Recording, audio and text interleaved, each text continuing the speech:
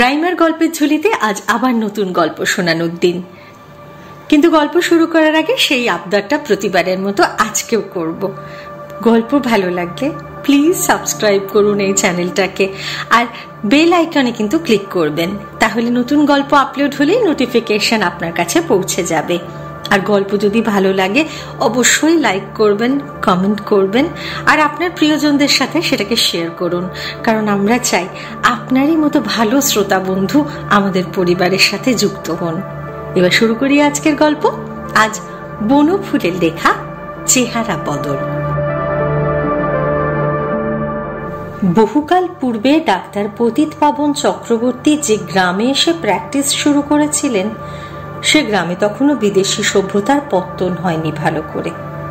গ্রামে rail station হয়নি, ইংরেজি স্কুল হয়নি, লোকে চা খেতে শেখেনি, অ্যালোপ্যাথি চিকিৎসার নামই শোনেনি। ডাক্তার পতিতপাবন এই হতচ্ছাড়া গ্রামে এসে বসেছিলেন অর্থাভাবে। তার এক পিসেমশাই এই অঞ্চলে দারোগা ছিলেন। তারই আনুকূল্যে এবং উৎসাহে অতিশয় সসংকোচে এসেছিলেন তিনি ভাগ্য পরীক্ষা মানসে। টাকা থাকলে শহরে গিয়ে বসতেন, মুরব্বি থাকলে চাকরি পেতেন, কিন্তু সেসব কিছুই ছিল না তার। অতি কষ্টে সস্তা জিনের কোট প্যান্ট করিয়ে, কাঠের স্টেথোস্কোপ কিনে এবং নিতান্ত প্রয়োজনীয় ঔষধপত্র, ছুরি, কাঁচিগুলি একটি অতি সাধারণ কাঠের বাক্সে সাজিয়ে খড়ের ছোট একটি ঘরে নিজের ডাক্তারি জীবন আরম্ভ করেছিলেন পতিতপাবন। দারোগা পিসেমশাইয়ের উপদেশ অনুসারে কোট প্যান্ট পরে স্থানীয় হাটে তিনি ঘোরাফেরা করতেন সকলের দৃষ্টি আকর্ষণ করবার জন্য। সকলে সবিস্ময়ে সভয়ে চেয়ে দেখত এই নবীন চিকিৎসককে। চিকিৎসা করাবার বেলায় কিন্তু তারা ডাকত হয় হারু ওঝাকে, না হয় যোগেন মণ্ডলকে, না হয় হনুমান ত্রিবেদীকে। এই তিনজনই ওই অঞ্চলের নামজাদা কবিরাজ ছিল। কোট প্যান্ট পরা এই আগন্তুকটির হাতে নিজেদের জীবন সমর্পণ করবার কথা ভাবতেই পারত না কেউ প্রথম প্রথম, কিন্তু ভাবতেই হলো শেষ পর্যন্ত। একদিন দারোগা পিসেমশাইয়ের জবরদস্তিতে নয়, পতিতপাবনের নিজেরই কৃতিত্বের জেরে। একদিন সন্ধেবেলা বেরিয়ে ফিরছেন, হঠাৎ নজরে পড়ল নির্জন প্রান্তরে কি একটা পড়ে রয়েছে যেন। এগিয়ে গিয়ে দেখলেন একটা মানুষ অজ্ঞান অচৈতন্য অবস্থায় পড়ে আছে। নাড়ি পরীক্ষা করে বুঝলেন মরেনি, কিন্তু মরো। চারিদিকে চেয়ে দেখলেন আশেপাশে কোনো লোকজন নেই।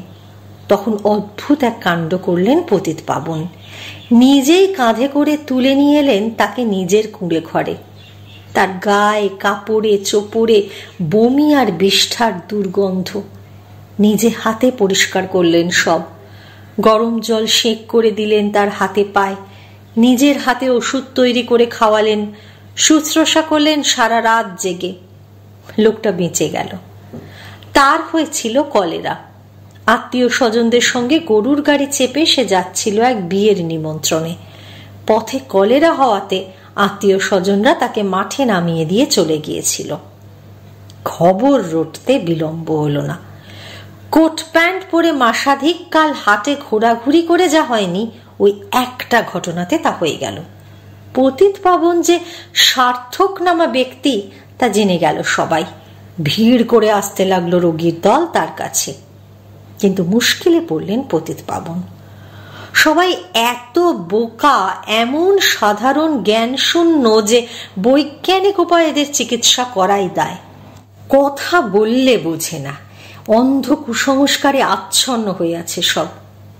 একবার একটা রোগী দেখতে গেছেন, হয়েছে নিউমোনিয়া।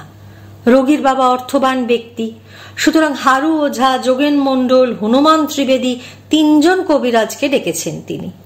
রোগ ক্রমশ বৃদ্ধি পাওয়ায় পতিতপাবনের ডাক পড়েছে। পতিতপাবন গিয়ে দেখলেন তিনজন কবিরাজ তিন রকম সিদ্ধান্ত করে বসে আছেন। হারু ওঝার মতে বায়ু প্রকুপিত হয়েছে, যোগেন মণ্ডলের ধারণা আসল কারণ পিত্তাধিক্য, হনুমান ত্রিবেদী কফ ছাড়া আর কিছুই ভাবতে পারছেন না। পতিতপাবনকে এ সমস্যার সমাধানও করতে হবে। কিছুদিনের মধ্যেই পতিতপাবন বুঝেছিলেন যে এ অঞ্চলে প্র্যাকটিস করতে হলে এই কবিরাজদের চটালে চলবে না। এদের হাতে রাখতে হবে। সাধারণ লোকের অগাধ বিশ্বাস এদের ওপর। চিকিৎসা ব্যাপারে এদের পরামর্শ অনুসারেই সবাই চলে। এমনকি ডাক্তারি চিকিৎসাও যখন করতে হয় এরাই ডাক্তার ঠিক করে দেয়। সুতরাং এদের প্রসন্ন রাখাটাই বুদ্ধিমানের কাজ। পৃথক পৃথক ভাবে এদের প্রসন্ন রাখাটা তেমন কিছু অসম্ভব নয়, কিন্তু পরস্পর বিরোধী তিনজন প্রবীণ কবিরাজকে একসঙ্গে কি করে তুষ্ট করা সম্ভব? হয়েছে তো নিউমোনিয়া। এর কারণ বায়ু, পিত্ত না কফ তা পতিতপাবনের জানা নেই। কোনটাকে সমর্থন করবেন তিনি? একজনকে সমর্থন করলে বাকি দুজন চটে যাবে। মহা দুশ্চিন্তায় পড়ে গেলেন পতিতপাবন। অবশেষে অনেক ভেবে একটা উপায় এলো তার মাথায়। তিনি বললেন, ওঝাজি ঠিক বলেছে, বায়ু প্রকোপিত হয়েই জ্বরটা আরম্ভ হয়েছিল। হারু ওঝার মুখ উদ্ভাসিত হয়ে উঠল। পতিতপাবন বললেন, তারপর কিন্তু রুখে উঠল পিত্ত। বায়ুর সঙ্গে লাগলো তার লড়াই। পিত্ত জিনিসটা কিরকম বিশ্রী তা তো আপনারা জানেন। ভয়ঙ্কর তেতো। তেতোর চোটে তিতি বিরক্ত হয়ে বায়ুকে রণে ভঙ্গ দিয়ে পালাতে হলো। শেষটা পিত্ত জয়ী হলো। প্রদীপ্ত হয়ে উঠল যোগেন মণ্ডলের চোখ। ঈষৎ গর্ব ভরে গোফে তা দিলেন তিনি। পতিতপাবন বলে চললেন, এদের প্রভুত্ব কিন্তু বেশি দিন থাকে না। পিত্তের প্রভাবও বরাবর রইল না। কফ মাথা চাড়া দিলে এবং পিত্তকে চেটে নিলে। এখন কফেরই প্রাধান্য চলছে। খিলখিল করে হেসে উঠে হনুমান ত্রিবেদী আনন্দে হাততালি দিয়ে উঠলেন। তিনজনেরই মান রক্ষা করে পতিতপাবন শুরু করলেন চিকিৎসা। ভালো হয়ে গেল নিউমোনিয়া রোগী। পসার বাড়তে লাগলো পতিতপাবনের। কিন্তু ও অঞ্চলের লোকগুলোই এমন বোকা যে বিপদে পড়তে হতো প্রায়ই। একবার হয়েছে কি, একটা লোককে এক শিশি ওষুধ দিয়ে তিনি বললেন 3 ঘন্টা অন্তর 1 দাগ করে খাওয়াবে। লোকটা মহা চিন্তিত হয়ে পড়লো, ঘন্টা ঠিক করবে কি করে? তার তো ঘড়ি নেই। একটি মাত্র ঘড়ি আছে জমিদার বাড়িতে।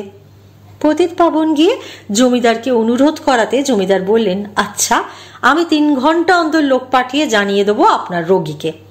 জমিদার তার প্রতিশ্রুতি রেখেছিলেন ঠিক। অসুখ কিন্তু সারল না, উত্তর বৃদ্ধি পেতে লাগলো বরং। আবার যেতে হলো পতিতপাবনকে। গিয়ে দেখেন ওষুধ 1 ফোঁটা খাওয়ানো হয়নি। শিশিতে কাগজের যে দাগ কাটা ছিল সেইগুলো জলে ভিজিয়ে তুলে কেটে কেটে খাইয়েছে। আর একবার এক রোগী বললে, আমার হজম হচ্ছে না, ভালো একটা ওষুধ দিন। পতিতপাবন বললেন, ওষুধ খাবার আগে খাবার নিয়ম করে দেখুন। ভাত রুটি ছেড়ে দিয়ে ফল টল খেয়ে 2-4 দিন থাকুন। লোকটা চলে গেল। পরদিন তার ভাই ছুটে হলো অন্তদন্ত হয়ে, ডাক্তারবাবু, আপনাকে যেতে হবে একবার। কেন? দাদার বড্ড পেট নামিয়েছে। কেন, কি হলো?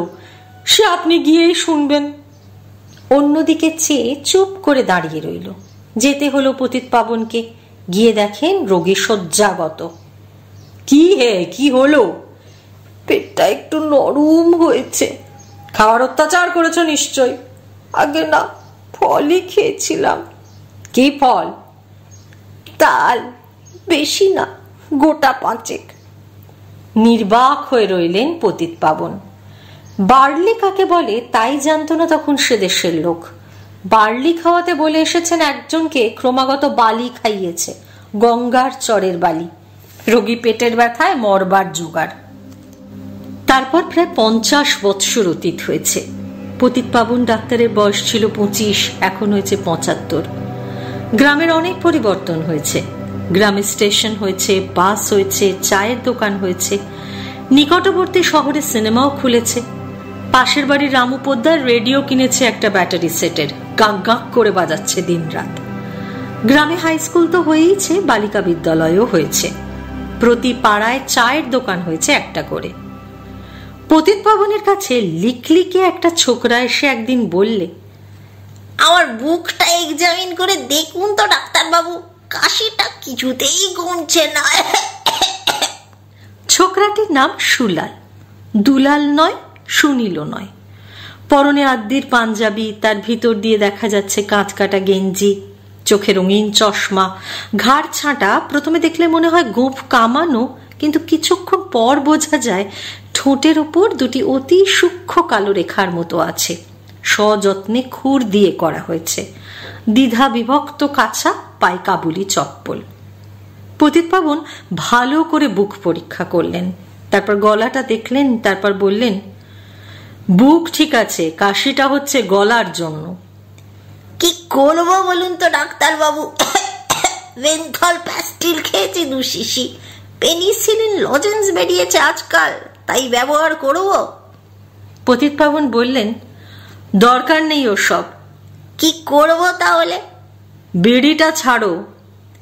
ঈষৎ ভ্রু কুঞ্চিত করে অপ্রসন্ন মুখে চলে গেল সুলাল।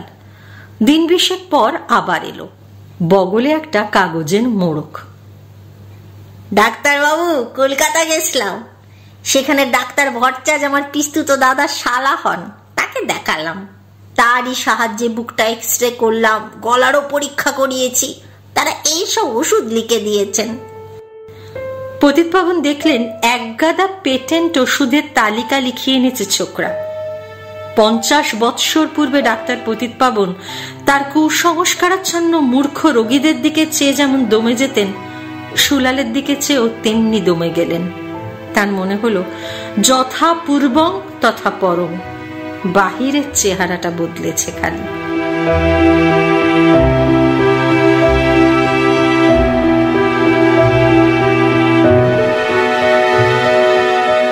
রাইমার গল্পের ঝুলিতে রয়েছে আরো নানান স্বাদের গল্প। শুনতে চান? প্লিজ সাবস্ক্রাইব করুন আমার চ্যানেল আর জুড়ে যান রাইমার গল্পের পরিবারে। কেমন লাগলো আজকের গল্প?